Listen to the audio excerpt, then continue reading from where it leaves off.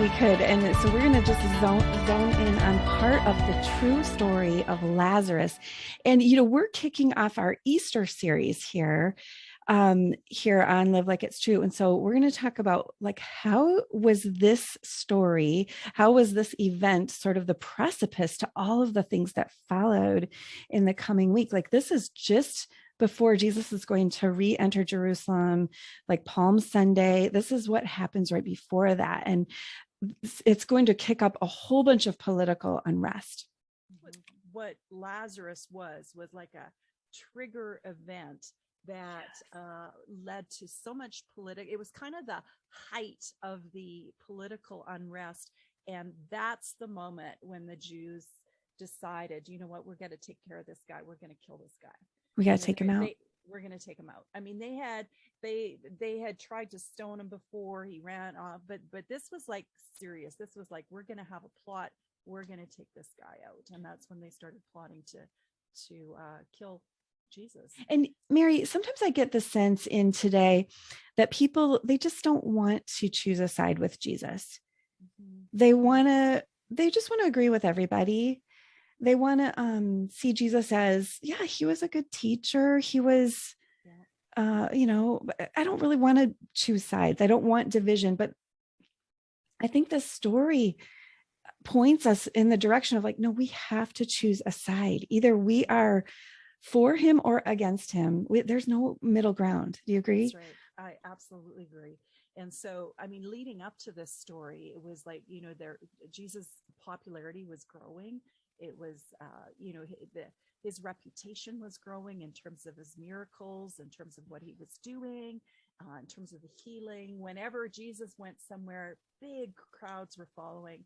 And of course, that evoked a lot of jealousy and a lot of dissension amongst the Jewish leadership. So there was talk about, Jesus was the Messiah. And so he was getting a lot of heat. And the backstory is that he left Jerusalem, and then his friend Lazarus got sick. And then at one point, he says to his disciples, Lazarus is sleeping. And his disciples thought, well, that's good. If he's sleeping, then he's going to get better. But Jesus meant to say, no, Lazarus has died. And Lazarus has died, and we're going to go there to go see Mary and Martha, and we're going to go. And Jesus, in fact, knew that Lazarus has died, and he knew what he was going to do, that he was going to raise him from the dead. And now the disciples didn't know that at that point in time, but they knew that it was going to be politically dangerous for Jesus to go back into that region of Judea, because they knew that the political situation was really precarious, and that if he went back, there was going to be even more heat. So, Jesus, why do you want to do that? But right. Jesus wanted to go and see Mary and Martha, and he went. He wanted to go because Lazarus had died. And so he went there, and by the time he got there, Lazarus had been dead for 4 days. And Martha comes running out to meet him, says, my brother has died. If you were only here, he wouldn't have died. And then Jesus says, well, I'm the resurrection and the life. You're looking at resurrection right here. And then he goes on, and he goes to the tomb. Mary joins them. They go to the tomb where Lazarus is buried, and he tells them to roll away the stone. And you know what? I just want to highlight a couple of verses before we read the passage. Mary comes, and of course he has a tender spot in his heart for Mary, and she's sobbing in grief over her brother having died. And when Jesus sees this, he sees her grief, he sees the outpouring. It says here that he was deeply moved in his spirit and greatly troubled. And then in verse 35, we come to the very shortest verse of the Bible, but one that is just so full of meaning. Jesus wept.